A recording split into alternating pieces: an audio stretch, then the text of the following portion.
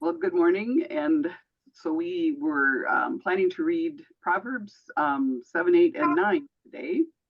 And high level, uh, Proverbs 7 and 9 are kind of the usual warnings against sinning and, sexual gratification and crime and other things. But the middle proverb 8 is kind of different. It's one of those Proverbs that looks at wisdom as a woman, and uh, it's all written from Lady Wisdom's point of view, exhorting people to live a good life. And I pulled out the message to prepare today, and the introduction to all of Proverbs is very interesting because it says that Proverbs is very much how we should live here on earth. Yes, we all, as Christians, we look to life after death, and what it'll be like in heaven, or what we think and hope it'll be like in heaven. But the Proverbs are very tactical, day-to-day advice on how to live a healthy life, eat the right foods, don't indulge um, sexually, don't steal, don't lie, all those kinds of things. So I guess I thought that was kind of a helpful thing, since this is the first time I'm reading straight through Proverbs. I've read them here and there, but I've never, taken a total view. And I do have a video. Hulda had shown us the Bible Project for the beginning, Proverbs 1 through 10. But then they've also decided to make a video just on chapter 8. And it's very interesting. It's a completely different style from the animation we've been used to seeing. So kind of what I'd like to do is read through 7. We'll take it in order. We were supposed to read 7, 8, and 9 today. But then I think it's kind of sort of very similar to things we've done before. So, and I have the message handy too. We can also read it in the message. Or if somebody wants to read it in the message the first time, that's fine. But then I'd like to show that video for 8. And I think it's about 7 or 8 minutes from what I recall. Because I think you'll just find that interesting. It just, to me, it had a different tone to 7 and 9. So with that, do I have a volunteer to read Proverbs 7?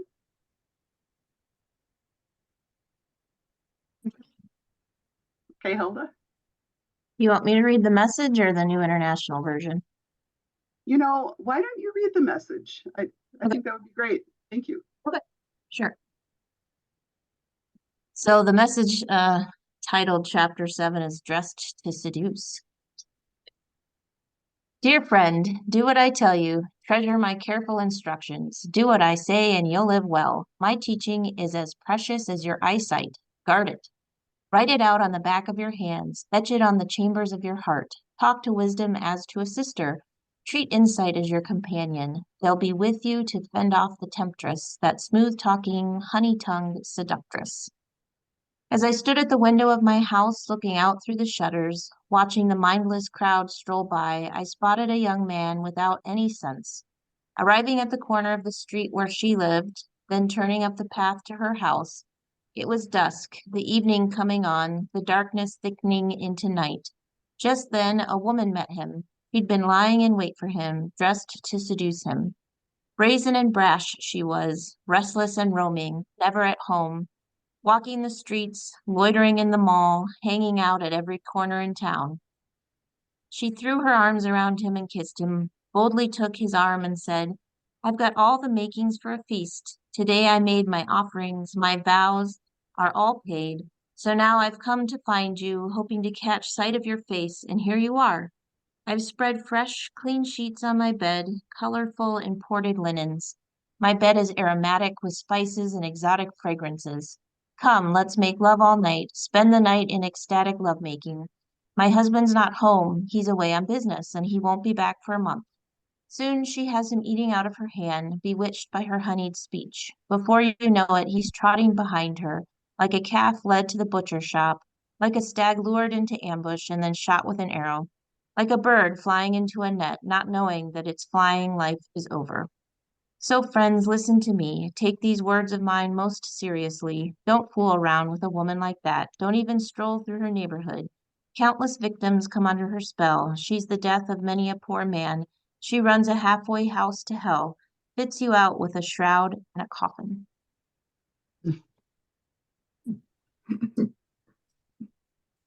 He had choices. I'm sorry. He Yep. had choices, and that was his choice. Free will. Yeah, God gave humans free will. Mhm.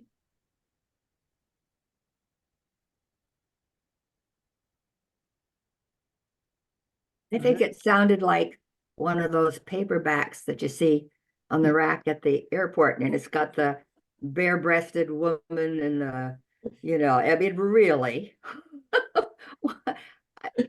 Everybody knows that. I Yeah. don't know. Yeah. Yeah, to be honest, I didn't see a whole lot to, get my teeth into in this one. Okay, fine. I get it. Again, I question how much choice the women have, but this one is not a prostitute. I don't think. She's committing adultery. She's married. This proverb's about committing adultery and betraying your marriage vows. Mhm. Yeah, well, I'm not saying she did anything right. She did it right. Oh. I'm saying that he had choices. He could have looked at her and said, "Oh, I'm sorry, but I don't do that," you know. Especially with a married woman. Yeah, agreed. Yeah. Yeah, Were there any? Oh, sorry. Go ahead. yeah, when I read through this yesterday, I kind of got the impression, maybe it was the version I was reading, that it was kind of like it's portrayed as a loose woman or an adulteress, but really the temptation could be anything. I mean, that could be luring not just the stupid young man, but anybody along like gambling or taking drugs. chocolate or Mhm. anything, it could be Alcohol. the bad choices that present themselves so temptingly and so beautifully, and they lure you in, and before you know it, you're trapped. You're caught in some addictive cycle. That's what it seemed like to me. So I thought maybe there was a little bit more once I looked at it than I got with the initial reading. That could be. Yeah, that's a good point. I hadn't taken it further. Yeah. Did anyone's versions have interesting word differences? Oh, there were a lot of differences from. Yeah, the message is pretty. Well, I don't know what to say. Different. well, she had to when she fixed dinner for him, or she had dinner for him. In my book, it says I had to offer sacrifices. Mm-hmm. Yeah.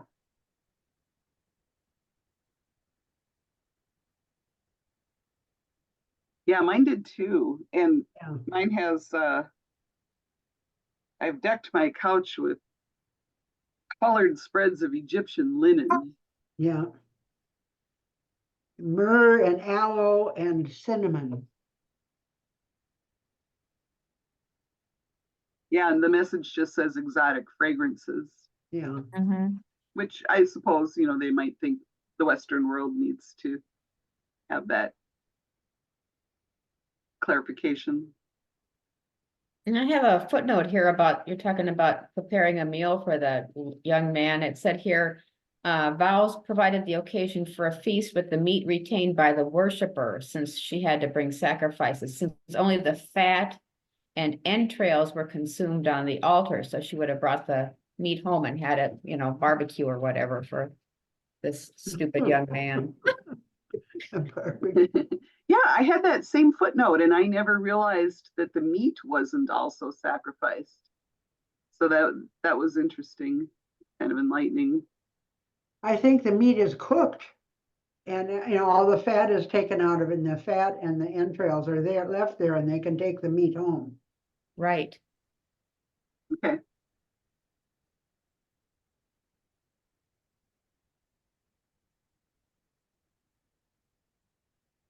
But he did go to her house. I mean, he was in her neighborhood. Yep, yep. I wonder why it's always the woman that's doing the seducing. I know. Doesn't seem Possible. like that in the real world. Male, so for the male to do the seducing. So Uh-huh. Yeah, I Patsy, I had the same thought, and I think I said as much last week. I think more often it's the men trying to Yeah. Yeah. talk women into something. I need to. Never mind. I thought I had a thing that would relate, but it doesn't. But maybe they're speaking to the men. They didn't worry about speaking to the women, Yeah, yeah. speaking to the men. Yep. Mhm. Okay, in my book, it says the emphasis on the strange woman's inexorable pull toward death heightens her stark opposition to wisdom, who is personified as a woman who offers life. Mhm. Yeah, this video I'm going to show. It's more of a teaching. One of the voices is the same guy we've heard in the other animations, but then there's another guy, and it's kind of a sort of a Q&A sort of a thing. But the animations are much more graphic, and they have a very interesting way of laying out the good and the bad, and so I think you'll enjoy it. If you're ready to move on, we can go ahead and show that video. Paula, did you happen to watch it? No, I just saw that they had a whole video on it. Yeah, I So I think told you. I've been debating whether we should read one of our versions first and then watch the video, but That's good. it's a long chapter, so I'm thinking maybe just read it from one version. Sure. And Yeah, I think that's a good idea. okay. Yeah, because I'll be interested to hear what everyone has to say about how the video interprets this, or fills in some of the details.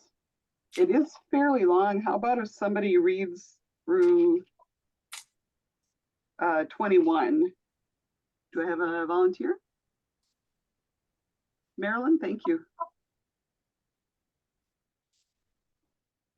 This is the New Oxford Annotated. Whoops.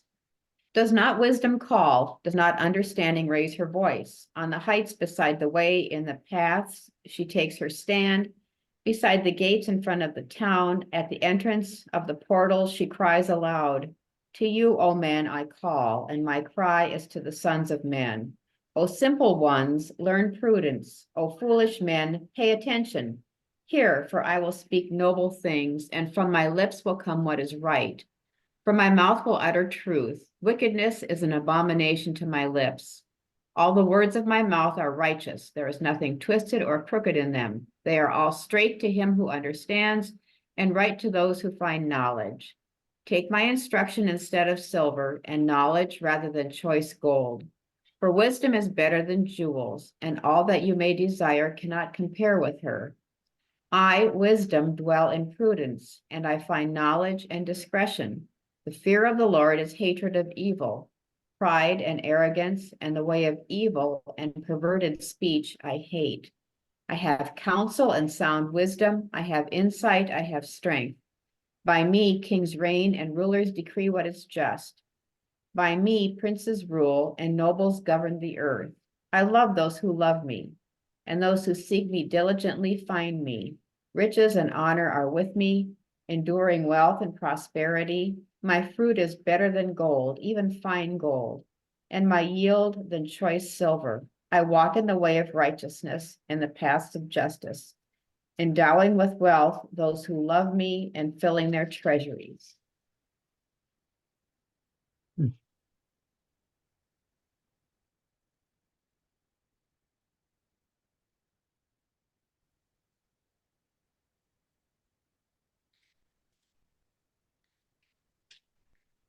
You're muted, Vida. Are you looking?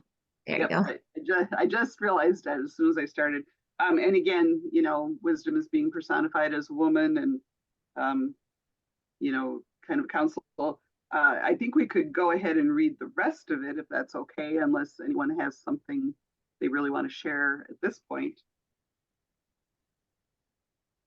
Who would like to read from 22 to the end to 36? And I can. I think Susan said she would. Oh, okay, sure. Thanks, Susan. The Lord created me at the beginning of his work, the first of his acts of old. Ages ago, I was set up at the first before the beginning of the earth. When there were no depths, I was brought forth. When there were no springs abounding with water. Before the mountains had been shaped, before the hills, I was brought forth. Before he had made the earth with its fields, or the first of the dust of the world. When he established the heavens, I was there. When he drew a circle on the face of the deep, when he made firm the skies above, when he established the fountains of the deep, when he assigned to the sea its limit, so that the waters might not transgress his command, when he marked out the foundations of the earth. Then I was beside him like a master workman, and I was daily his delight, rejoicing before him always, rejoicing in his inhabited world and delighting in the sons of men. And now, my sons, listen to me. Happy are those who keep my ways. Hear instruction and be wise, and do not neglect it. Happy is the man who listens to me, watching daily at my gates, waiting beside my doors. For he who finds me finds life and obtains favor from the Lord. But he who misses me injures himself. All who hate me love death.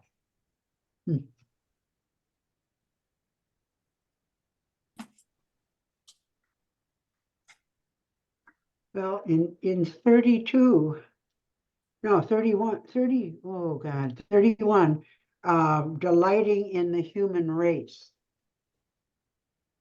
it says. And they call, instead of children, or instead of my son, and they say my children in my book. But that happens all the time. So. Yeah, the message says happily celebrating the human family, and wherever it's my sons, it's dear friends in the message. Dear friends, yeah. Yeah, and I think we kind of made note of that previously too, Yeah. that newer versions are more inclusive for gender. So she must be divine then, right? If she was created before creation. Like, Mhm. The bingo, that this is a really interesting proverb chapter. The whole cosmic, and this is what you're going to see in the video, this cosmic, I was there before God created earth, and I was beside God when this and that happened in creation of the earth and the sky and the oceans. I found that just kind of mind-blowing a little bit. So did our Trinity, did it grow? There's a footnote that I have that it's around verse 22. It says, created me or came to possess me. Wisdom here is not a pre-existent divine being distinct from God, but an aspect or activity of God metaphorically endowed with speech. Oh, okay. That makes sense. the book that I was telling you guys about earlier that I was reading about the Hebrew text, they can translate direct passages of this from Egyptian writings. And so a lot of them think it's about Isis, the goddess, and this chapter was originally more about goddess worship. And yeah, so they've translated some of it as it came from Isis, am ruler of all lands, and I was educated by Hermes. I set down laws for men and legislated that which no one can alter. I am the eldest daughter of Kronos. I have made justice powerful. I've made justice more powerful than silver and gold. So you can hear some of the same language in there. Oh, I just found it fascinating. So while they were trying to make their monarchy, they wanted to have a written history. And so they pulled from the other cultures, and they think that they probably had an Egyptian scribe in King Solomon's court, and that's why some of this came from there. Interesting. The Yeah. Chinese also had a goddess of wisdom. And that would, but I don't know that they had any contact with the Chinese at that time. I don't know. I doubt it. But it seems to be kind of universal. The message is very interesting in verses 22 to 31. I won't read every single word, but God sovereignly made me, the first, the basic, before he did anything else. I was brought into being a long time ago, well before Earth got its start. I arrived on the scene before ocean, and ocean is capitalized. So now this chapter is personifying the different, physical structures of the planet. Yes, even I arrived on the scene before ocean. Yes, even before springs and rivers and lakes. Before mountains were sculpted and hills took shape, I was already there, newborn. Long before God stretched out Earth's horizons and tended to the minute details of soil and weather and set sky firmly in place, I was there. So and it kind of goes on in that vein. So very interesting, and that is interesting that it maybe came from some Egyptians first. Alda, thanks for adding to that. Yeah. Well, unless anyone else has something they want to say right now, let's watch the video, because I think I would love to hear your opinions of it. And so, Hulda, do I need to be? You're a co-host. Oh, I am a co-host because I'm seeing the share screen button. Yeah. Yeah, and then when you click it, share on the far right, click the box that says share sound. Yeah. Otherwise, it doesn't work. And then some of us learned that the hard way. Yeah, I think I did it wrong once. Now, can you see a yellowish Yes. Yep. animated thing? Okay. Yep. And my speakers are at 100%. So give me some kind of wave or something if this is too loud or too soft. So here we go. In the story of the Bible, God creates the world by carving order out of disorder and darkness. Like an artist, creating a place where life can flourish. Right. And still today, God's ordering power is at work, preventing the cosmos from slipping back into chaos and nothingness. And in the Bible, humanity has a key role to play in this ordering work. But to partner with God in that ongoing ordering of the cosmos, we need to be mentored by Lady Wisdom. Lady Wisdom? Who's that?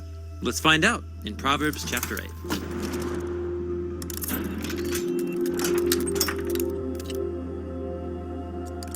So within the Hebrew Bible, there's a scroll called Proverbs. It's about gaining wisdom. And while most of the scroll is a collection of short proverbs, it begins with 9 chapters of speeches in which we meet a cast of symbolic characters. There's a wise fatherly king and a woman named Lady Wisdom. And they're offering divine wisdom that leads to stability and life. There's also a wicked man and a wily woman called Lady Folly. And their way of life is attractive, but it leads to disorder and death. Okay, so these speeches force you to make a choice. Whose advice will you listen to? Right, these contrasting couples are like poetic symbols of the many voices out there telling us how to be human. And in Proverbs, they're all competing for the attention of you, the reader, who's referred to throughout as my son. Got it. Now, all these speeches can be grouped into 3 main sections. And for now, we're going to focus on Proverbs chapter 8. It's a long speech from this majestic woman, Lady Wisdom. She's God's wisdom personified. And she stands at a crossroads on a tall hill, inviting you to enter into God's sacred city. Doesn't wisdom cry out and understanding raise her voice? At the road's high point, at the crossroads, she stands. Besides the gates going into the city, at the entrance, she shouts. And then Lady Wisdom begins her speech. It has 4 main parts. In the first part, Wisdom declares her value. Choose my instruction instead of silver, and knowledge rather than pure gold. For wisdom is more precious than pearls, and nothing you desire compares with her. So living by God's wisdom can lead to the most valuable things in life. Healthy relationships, moral integrity, a stable, fruitful life. You can't buy those things with money. Right. And in the third part of her speech, she repeats the same idea. Wealth and honor are with me, enduring abundance and justice. My fruit is better than pure gold, and what I offer surpasses silver. Now, let's back up to the second part of her speech, where we learn that God's wisdom is very practical. In fact, humans depend upon it every day, whether they know it or not. Through me, kings reign, and rulers issue decrees that are just.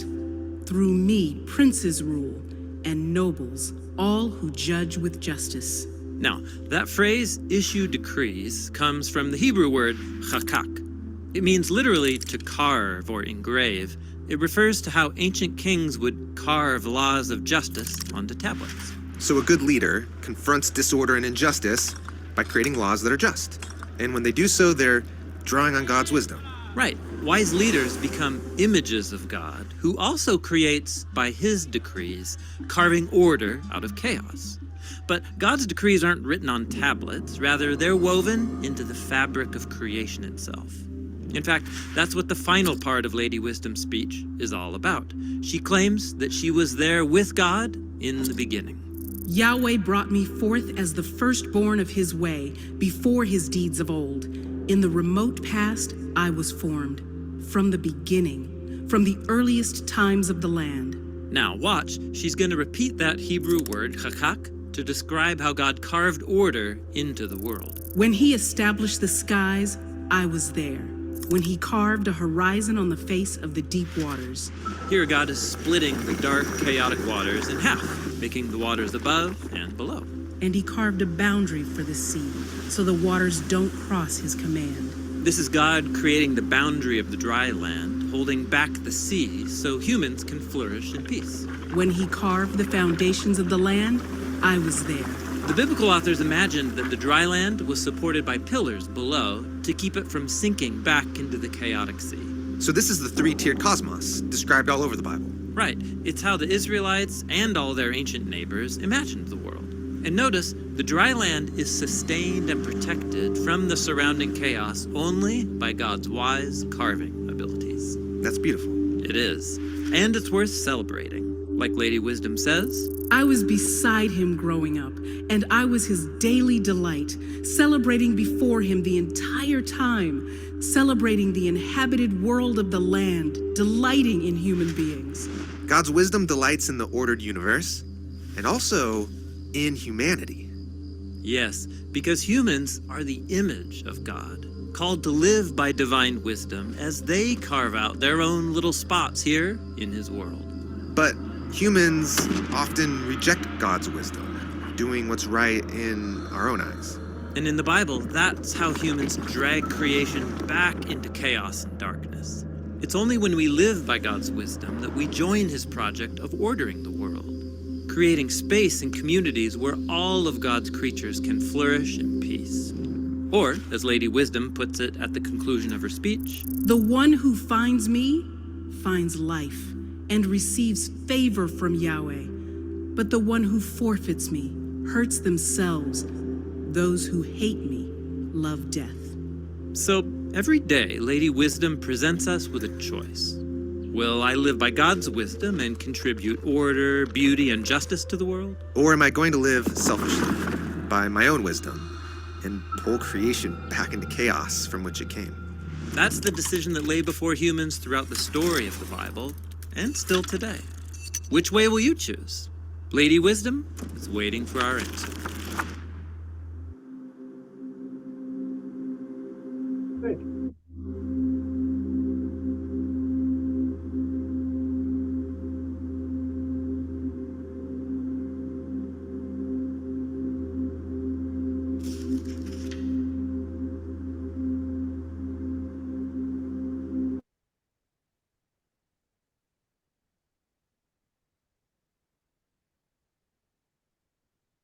Thanks, Vida. That was fascinating. Quite different from the others. Yeah. Yeah. Oh, I gotta find you guys here.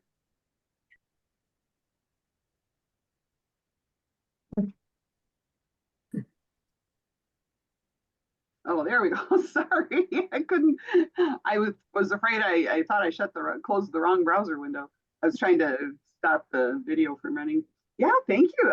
I mean, and I owe that to Hulda. She reminded me about the Bible Project, and she had seen that there was this one video Yeah. just for chapter 8. And gosh, when I looked at it, I was like, oh my goodness, I think the group's going to enjoy this.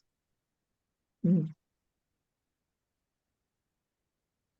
Yeah, I liked when they talked about God carving out the earth and like the structures that hold up the earth, and that it was a common belief amongst the people all across the East there.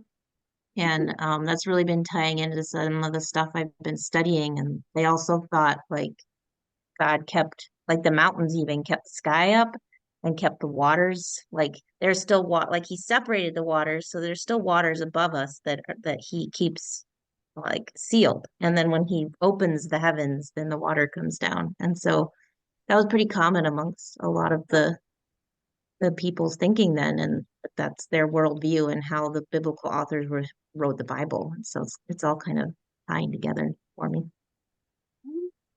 They also thought the earth was flat. Yeah, exactly. And so when you come to read the Bible, you have this idea of, the world is round and there's a sun and we go around it, but that the authors didn't have that. And so you have to restructure your thinking. It's fascinating. The sun Yeah, went around us, the moon went around us, Yeah, It does go around because us. God said so. Yeah. Yeah. Yeah, and it kind of helps me see how oh boy, was it Galileo that first theorized that the Earth revolved around the sun? And boy, he was punished for that, wasn't he? And now reading some of this, I can see why that shook people's foundations of belief.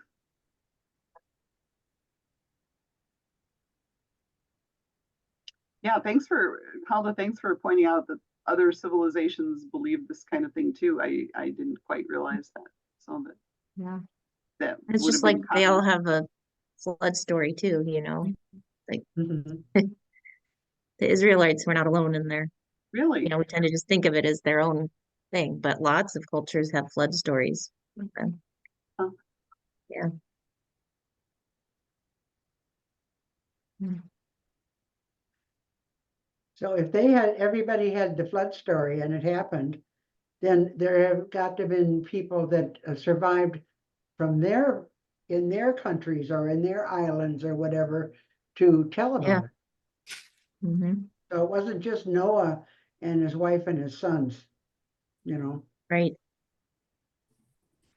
Yeah, and that's part of the thinking is moving away from a like super literal translation of the Bible when you approach it to understanding that there were a bunch of cultures and ideas that went into this. Yeah. Yeah.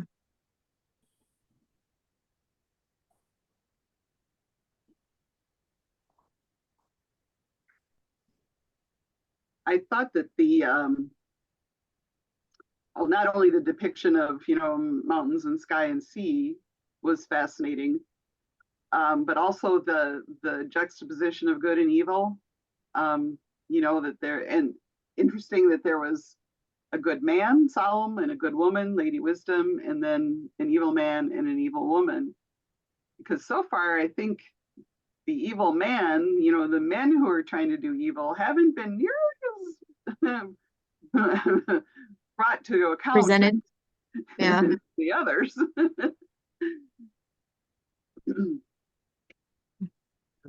Yeah, the evil man does the robbing and the stealing, but he's not blamed for going with a prostitute at all. The women Right. are blamed for that. Mm-hmm.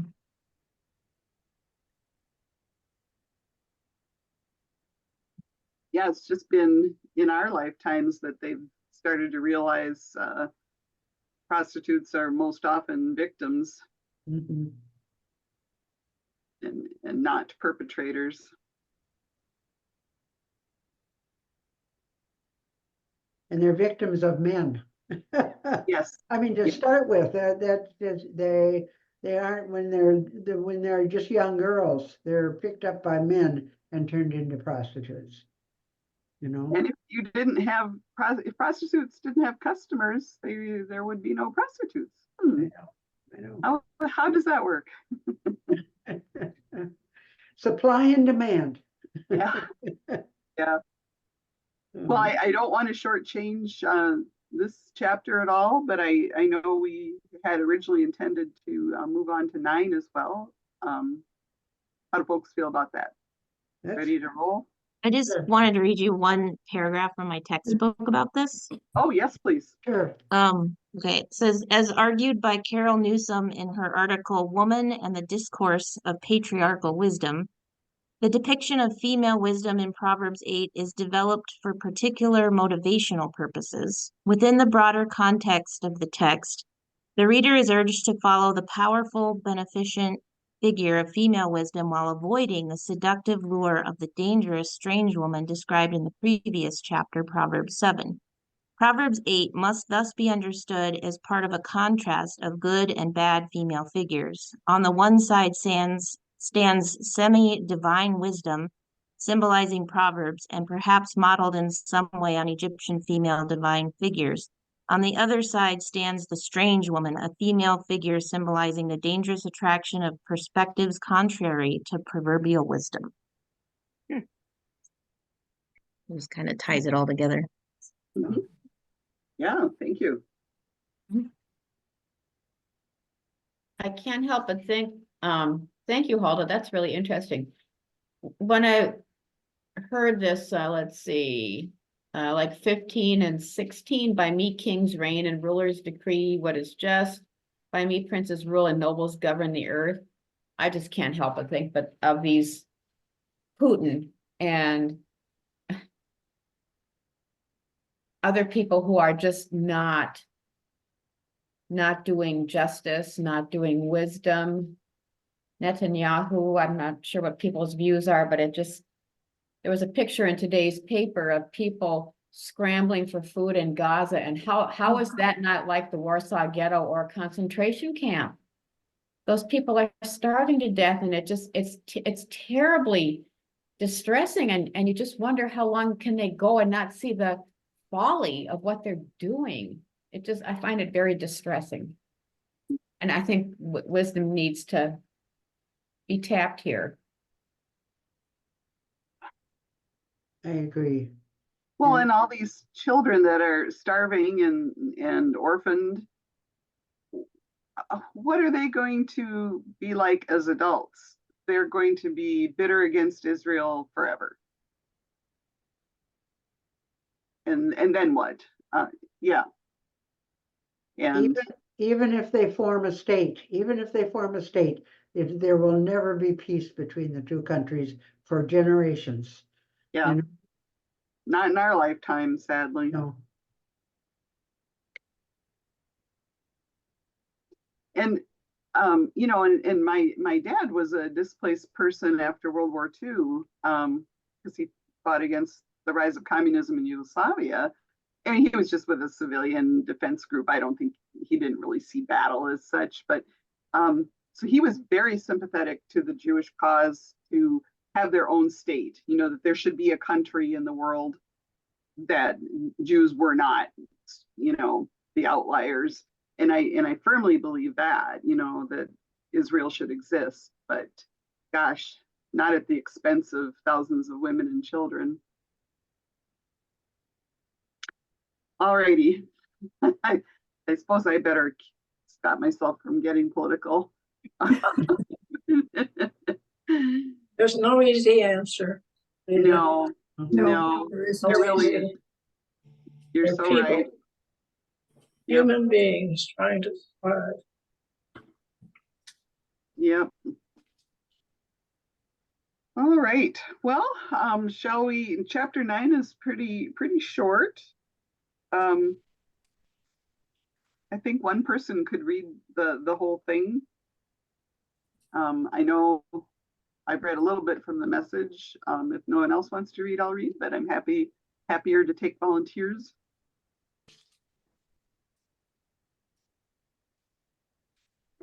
Well, oh, Joanne, did you want to read? Or did you have something to say after you get off?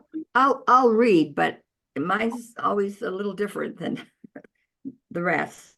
So just follow along. Well, that's good. Wisdom has built her house.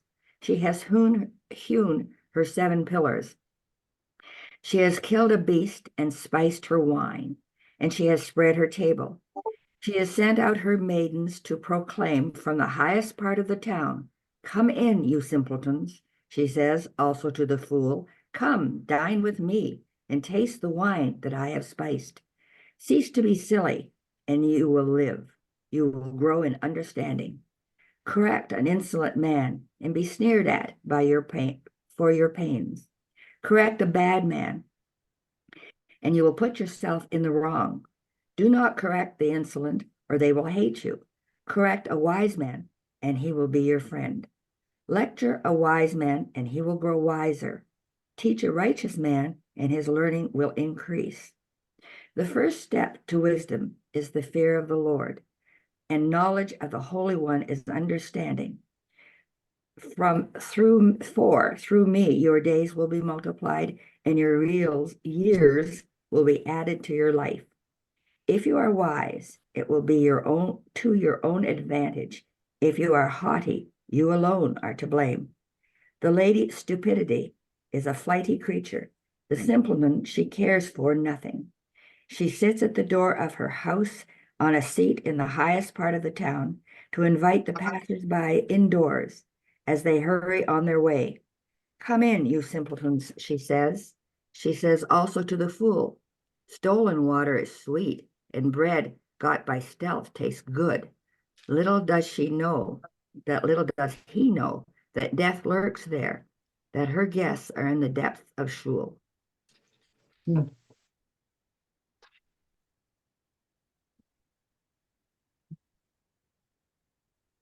That says Folly in mine, so that must be where they got the Lady Folly name in the video.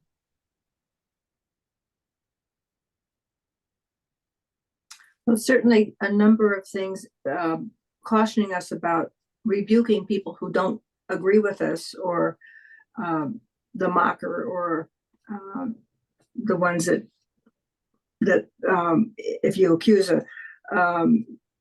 a wicked man, of abuse, then you're gonna get hurt. So I mean, it's a caution to be careful in the way we address discourse, and opinions that we don't share, or that are maybe way out there. But the answer is not to accuse them or mock them or use words that just inflame the situation. Mhm. Yeah. Yeah.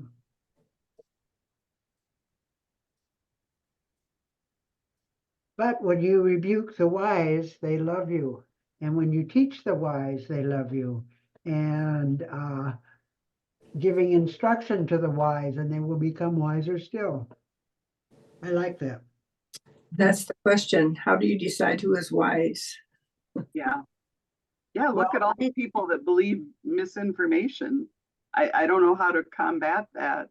Not Or the people that saw Hitler for what he was and what he was preaching, and if they preached against him, as some really good people did, they lost their lives. Yeah. Yeah.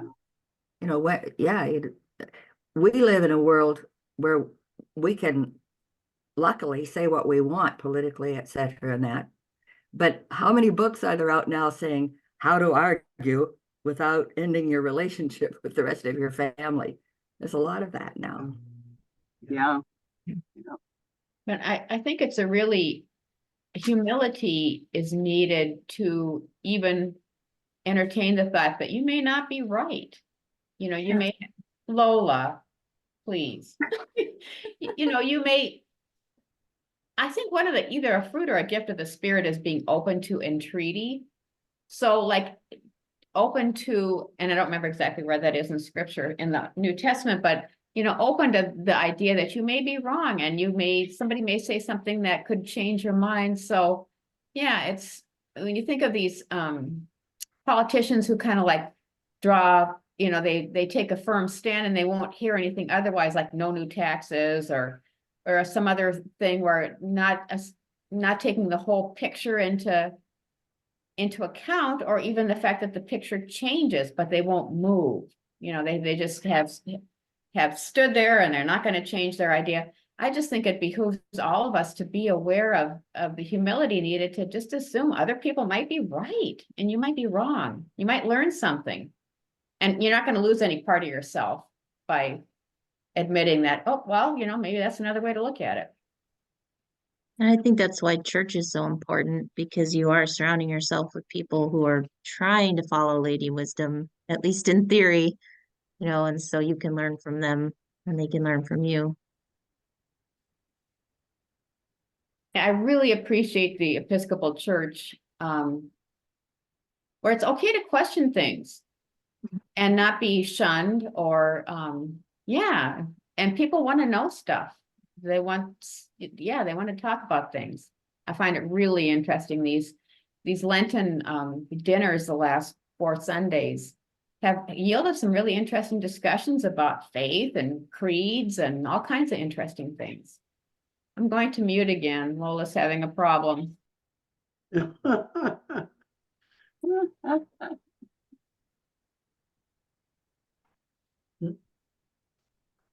I think in human nature, it's really the hardest thing we have to do is to listen to somebody else, to one another. We're usually so full of our own idea that we want to express it. We want to, proselytize our ideas, that it's really hard.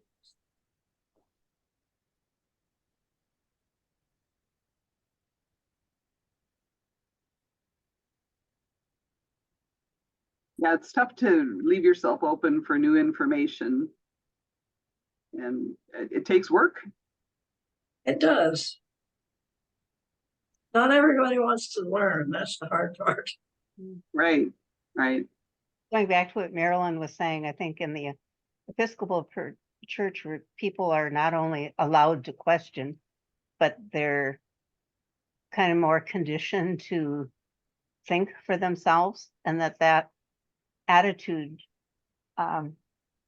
translates into all kinds of different parts of your life, in learning and relationships and everything else. That it's not, you've got to do some discernment.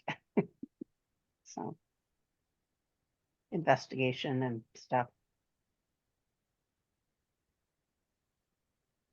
I'm excited this evening. I'm going to one of those iftar meals, Taking Heart, sponsored by the Minnesota Council of Churches, where you can join a mosque and get some teaching and then join them as they break their Ramadan fast. And there's a mosque like less than a mile from my house. So I signed up tonight, and I thought, then you could send this little survey saying, what do you know about Islam? What's your major question? And my question was something about like, how do you do church and so on. But really my question, which I'm not going to ask, is, why are these women veiled? If the men are having a problem controlling themselves, why don't they just put a bag on their head? This would not be helpful. I can't ask that. I'm going to go there with an open mind and see what I can learn and see what they teach me. Marilyn, several years. Marilyn, What is it? Several years ago with Maureen Golden. Oh, and I went together, and it was very, very interesting and well worthwhile experience. Yeah, I did that also with Maureen another time. It is very interesting. Yeah. Well, make a report to us next week, will you? Of I your will do that. experience? Yeah. Marilyn, I've read somewhere that there is nowhere in the Quran that says a woman has to be veiled. It is I think, and I do not claim to be a scholar, so if you can find this out, that'd be great. But I believe it's more of a dress modestly kind of a thing, not that you have to have your head covered. I had a colleague. I didn't work with her very often, but our paths crossed on various projects, and she was not veiled for years at Ameriprise, and then she, as her two kids started to hit their teens and ask religious questions, she realized that she felt that her faith called her to wear a veil. Sorry. So she started to do that, and she had to answer a lot of questions. I was under the opinion that somewhere in the Quran it says cover your hair, but that maybe I'm wrong too. Well, You know, the I grew up, I'm sorry, I grew up Catholic, and we used to have to cover our heads at Oh, mass. yeah, Yeah. yeah, we all did. Yeah. We always had to wear a hat. Mhm. I always wore a hat to church. And I Easter wasn't Sunday Catholic. especially. Susan, were you going to say something? same No, thing you just said, that it said that was part of Christian religion too. Mhm. what But do you think is a friend who's had a son that was living in a Muslim country, I can't remember which now, she said, boy, go to the beauty parlor though, and you'd be shocked. They really, they want long eyelashes, and they want their hair done, and they want all their fancy, paintings on their thing, and they wear a lot of makeup. They go all the stuff that we do under there. If you would be shocked to see what they go through to be beautiful to them. And when I went to the school, they'd get a lot for haircutting, and they would get a lot of Muslims in. And I'll tell you, when those women took their headscarf off, they have huge hair, and it takes them days to get it all dry again and curl it up again. And it was a real problem to go to a place that a man wasn't a hairdresser, so there would be only women there when they took their headscarf off. But all that, to me, sometimes I feel the same thing. Why would you go to swim and wear all that crap in the water? I don't understand it, but that's what they do. I'll see what I can learn. Marilyn, we trust you. Years ago, Tom and Katie and I went to London for a vacation, and we had high tea at Harrods department store, and I didn't realize we were going to end up there, so I had a casual polo shirt on, a short sleeve shirt on. Well, a woman came in who was clearly from a wealthy, and we think Saudi because she was in all black. Her face was not covered, but she had assistants, men carrying briefcases for her. She was clearly important and wealthy. Boy, did she give me a look of disdain for my short sleeves. Ooh. I got to tell you, my dad's dad from Lithuania, when we would go to visit in the summer, he would try to cover us up if we had sleeveless tops and shorts on.